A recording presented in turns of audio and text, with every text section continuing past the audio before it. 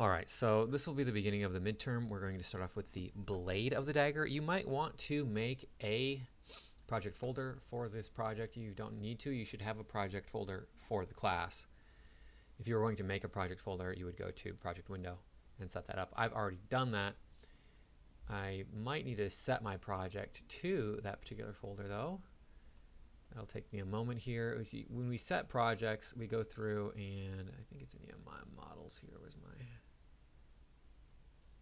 We just go through the set project and then we do the find the folder we're looking for, which I don't see.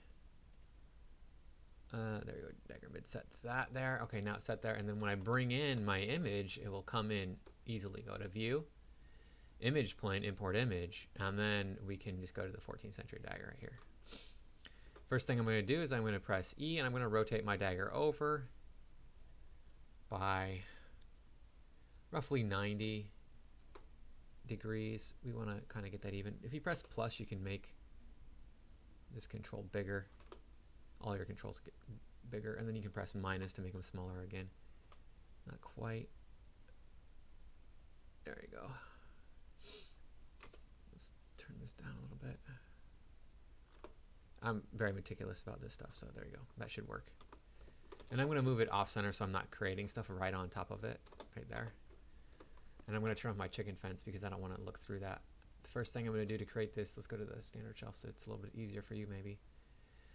Is we're going to create a cube. Very simple, straightforward. I'm going to adjust the height. Move that down. That's probably good enough. An 11. There will probably be fine. And then I don't need anything on the depth. We'll do like a 0.3. It can be pretty thin. The width looks okay. It looks fine for what we're dealing with. And then I'm going to make all of these down here. Just click and drag on all three of those and then press 2. And you'll be done with that part. Then I'm going to take the back here. I'm going to go to face. Click here. Shift double click. I'm going to delete all these out. I'm going to double click this. This is a separate shell, so I can just double click it to select everything on it. Press delete. And then I'm going to select these two faces here at the top. Press Q to get to that one. Press delete. Okay, now we're good. Then I'm going to go to vertex. I'm going to go to vertex as vertex face. Bring this down, and I'm going to push this up.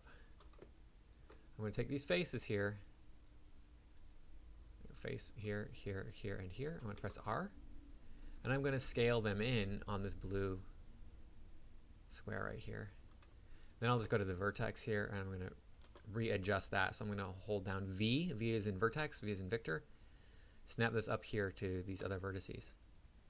Then when I go to object mode and I press 3, you can see we're kind of getting that dagger blade shape there. Let me turn on X-ray. I don't need to have this be so wide here. I'm going to scale it in narrower. I can pull this down if I want to get that down to there. You can see we are doing really well getting that shape. And I'm going to then take these corners and I'm going to pull them down and push this up. Okay, so now we have the shape from from the front view on. That shape is there.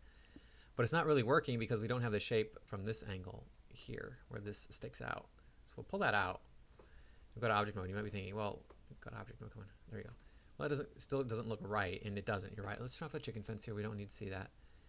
So the way I'm going to make this look more like that is I'm going to double click here, shift double click here. I'm going to press R. I'm going to hold shift and control to slide. And I'm going to slide these in closer and closer. There you go.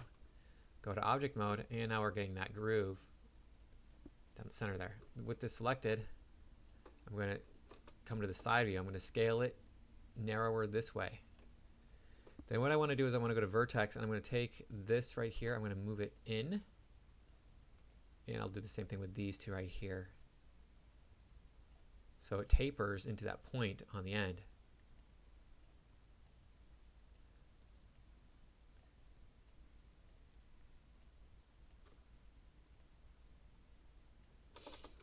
Okay. All right, then with that done, let's mirror it over. Go to object mode. And you can mirror it here with your mirror. Well, we need to make this a negative on Z, so go to Z, negative. And we'll need to adjust the merge threshold. In this case, I'm going to change it to just a 0.1. Apologize about that. I'm going to change it just to 0.1. What that does is it kept this top end from collapsing because the merge threshold was bigger. It was like 7 point something. That's 7 units it's reading. If I make it 0.1 unit, it's only going to read like up to 0.1 unit. So, and now we have that dagger right there. It's pretty good. We could make it a little bit better. Down here, maybe. Oops, wrong one. Let's go over here. I think that's okay. It's not quite tapered enough here, maybe. We might be able to leave it alone.